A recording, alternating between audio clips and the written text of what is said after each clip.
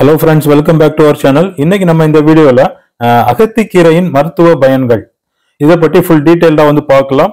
அகத்திக்கீரை என்னென்ன நோய்களுக்கு நல்லது இத பத்தி complete details கொடுத்திருக்கேன். வீடியோ ஸ்கிப் பண்ணாம கடைசி வரைக்கும் பாருங்க friends. இது வரைக்கும் நம்ம சேனல்ல subscribe பண்ணலனா please subscribe our channel. உங்களுடைய ஆதரவு இருந்தால் தான் நம்மளுடைய சேனல் படிப்படியாக வளரும். அதே மாதிரி உங்களுக்கும் நான் வீடியோஸ் போட இமிடியேட்டா உங்களுடைய நோட்டிபிகேஷன்ல வரும்.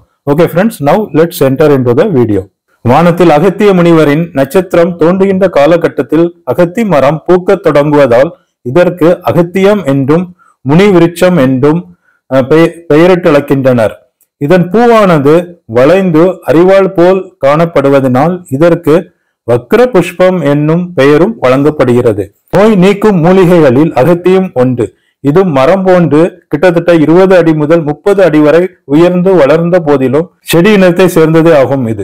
இச்செடி மிக விரைவில் வளரக்கூடிய பயிர் வகையை சார்ந்ததாயினும் நீண்ட காலம் வாழக்கூடியதன்று. இப்போது இதன் மருத்துவ குணங்களை பார்ப்போம்.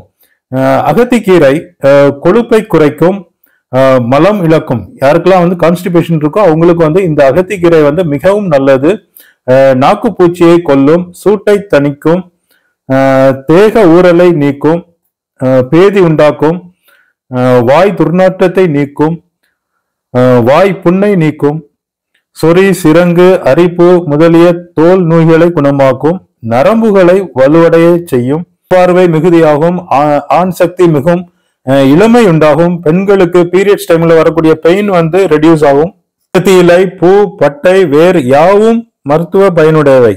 ஆனால் வழக்கத்தில் இலை மட்டும்தான் உணவும் மருந்துமாக பயன்பட்டு வருகின்றது. அகத்திக்கீரையில் பல வகை சத்துக்கள் அடங்கியுள்ளதாக சித்தர்களும் மருத்துவ வல்லுநர்களும் கூறியிருக்கின்றனர். அகத்தியின் இளம் பூவும் மொட்டுக்களும் உணவாக சமைத்து உண்ணப்படுவதும் உண்டு. இதன் காயையும் கறி சமைத்து உண்ணலாம். அகத்தி இலை சிறிது கசப்புடையது. இது உடலில் உண்டாகும் விஷ நீர்களை முறித்து வெளியேற்றும், மலச்சிக்கலை போக்கும், பித்தத்தால் உண்டாகும் வெப்ப நோய்களையும் உடற்சூட்டையும் தணித்துவிடும், மருந்துகளின் வேகத்தை தணிக்கும். நாம் உண்ணும் உணவு நன்கு ஜீரணமாக அகத்திக்கீரை உதவுகிறது. பச்சையான அகத்திக்கீரைகளை கசக்கி பிழிந்து சாற்றெடுத்து மூக்கினுள் இட்டு 1-2 சொட்டு விட்டு வந்தால் மூக்கின் செளிச்சவுகளில் ஏற்படும் அலர்ச்சி, ஜலதோஷம் போன்ற நோய்கள் குணமாகும். அகத்தி இலைகளை வாயில் வைத்து சுவைக்கும் போது வாயில் கிருமிகளால் ஏற்படும் தொற்றுகளை ஒழித்து கட்டுகிறது. உடலில் அடிபட்ட காயங்களினால் ஏற்படும் கண்டி போன வீக்கங்களுக்கு அகத்தி இலைகளை சுட வைத்து பட்டாக போட்டு கட்டினால் சிறந்த குணம் கிடைக்கும். பால் கொடுக்கும் தாய்மார்கள் தொடர்ந்து அகத்தி கீரையை உண்டு வந்தால் நன்கு பால் சுரக்கும். கடுமையான தலைவலி, மலேரியா போன்ற நோய்களையும் குணமடைய செய்ய வல்லது. அகத்திக்கீரையிலிருந்து பெறப்படும் தைலம் கண் பார்வையை தெளிவாக்கவும், முடி செழித்து வளரவும், கண் குளிர்ச்சி அடையவும் பயன்படுகிறது. அகத்தி பூவின் சாட்டை கண் பார்வை குறைவை நீக்குவதற்கு பயன்படுத்துகிறார்கள். அகத்தி பட்டை தேநீர் வைசூரி எனப்படும் பெரியம்மை நோயின் ஆரம்ப காலகட்டத்தில் பயன் கொடுக்கும். அகத்தி வேர் பட்டையினை கஷாயம் செய்து குடித்து வந்தால் உடல் எரிச்சல், கைகால் எரிச்சல், ஆண்குறியின் உள்ளெரிச்சல், மேகம், தாகம் அனைத்து நோய்களும் நீங்கும்.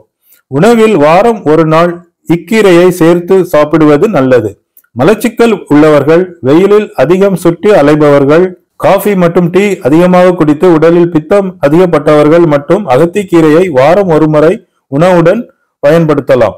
மற்றவங்க அனைவரும் இந்த அகத்திக்கீரையை மாதம் 2 முறை தான் உண்ண வேண்டும். சிறந்த மருத்துவ பயனுடைய இக்கீரையை அடிக்கடி உண்பதனால் நன்மைக்கு பதில் தீமையே அதிகமாகும். அதனால இந்த அகத்திக்கீரையை நம்ம அடிக்கடி சாப்பிடக்கூடாது. மந்த்லி 2 டைம்ஸ் இல்லைன்னா மேக்சிமம் 3 டைம்ஸ் தான் நம்ம எடுத்துக்கலாம். எந்த ஒரு நோய்க்காவது நாம் மருந்து சாப்பிட்டு கொண்டு இருந்தாலும் இல்ல பத்தியம் இருக்கும் காலத்திலும் இக்கீரையை தவிர்க்க வேண்டும். நம்ம சாப்பிடக்கூடாது. ஓகே ஃப்ரெண்ட்ஸ், இந்த வீடியோ உங்களுக்கு யூஸ்ஃபுல்லா இருந்திருக்கும்னு நினைக்கிறேன். எந்த ஒரு நோய்க்கும் நீங்க ட்ரீட்மெண்ட் எடுத்துட்டு இருந்தீங்கன்னா உங்களுடைய டாக்டருடைய கன்சல்ட் பண்ணிட்டு தான் இந்த அகத்திக்கீரையை நீங்க சாப்பிடணும். ஜஸ்ட் லைக் தட் வீடியோஸ் மட்டும் பார்த்து, எந்த ஒரு வீடியோஸை மட்டும் பார்த்து நீங்க எந்த ஒரு டிசிஷனும் எடுத்து எந்த ஒரு உணவையும் ஒரு சப்ளிமெண்டா இல்ல ஹோம் ரெமெடியா நீங்க பயன்படுத்தக்கூடாது. ஓகே ஃப்ரெண்ட்ஸ், இந்த வீடியோ உங்களுக்கு யூஸ்ஃபுல்லா இருந்திருக்கும்னு நினைக்கிறேன். உங்க ஃப்ரெண்ட்ஸ்க்கும் இந்த வீடியோ ஷேர் பண்ணுங்க. இது வரைக்கும் நீங்க வந்து சப்ஸ்கிரைப் பண்ணலாம், ப்ளீஸ் சப்ஸ்கிரைப் அவர் சேனல். அப்பதான் வந்து நான் போடுற ஒவ்வொரு வீடியோஸ் வந்து உங்களுக்கு வந்து நோட்டிபிகேஷன் வந்து இமிடியேட்டா காட்டும். எனக்கும் வந்து உங்களுடைய ஆதரவு இருந்தாதான் நம்மளுடைய சேனல் வந்து படிப்படியாக வந்து டெவலப் ஆகும். Okay friends, thank you.